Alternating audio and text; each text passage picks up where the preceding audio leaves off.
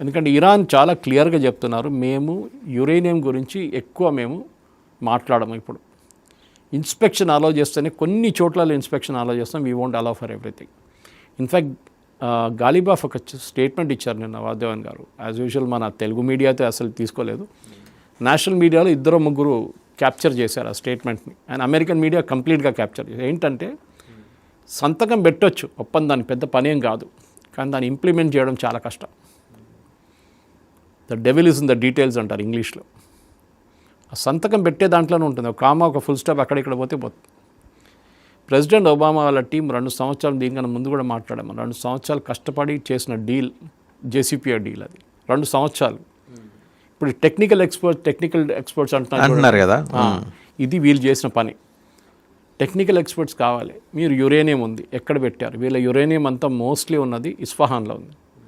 That is where వాళ్ళ పెద్ద nuclear test facility ఒకటి ఉంది.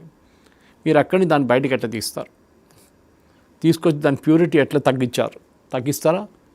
ఎట్లా చేస్తారు? ఎవరు చెక్ చేస్తారు మీరు తగ్గించారని చెప్పేసి? దాన్ని నిర్ధారించే వాళ్ళు ఎవరు? IAEA వాళ్ళు, ఇంటర్నేషనల్ అటామిక్ ఎనర్జీస్. వాళ్ళు ఎలా చేయరు కదా, వాళ్ళకి యాక్సెస్ ఎంత ఉంటుంది? అలా చేస్తా అంటున్నా, కానీ ఇట్ బి లిమిటెడ్ యాక్సెస్తో నడవు. You have to have complete access or no access, అంతే. ఇప్పుడున్న దాంట్లో వాదేవన్ గారు చాలా క్లియర్గా IAEA రోల్ చాలా ఇంపార్టెంట్గా ఉండబోతుంది, కానీ ఇరాన్ దాన్ని 6th or 7th ఐటమ్గా పెట్టారు డిస్కషన్లో.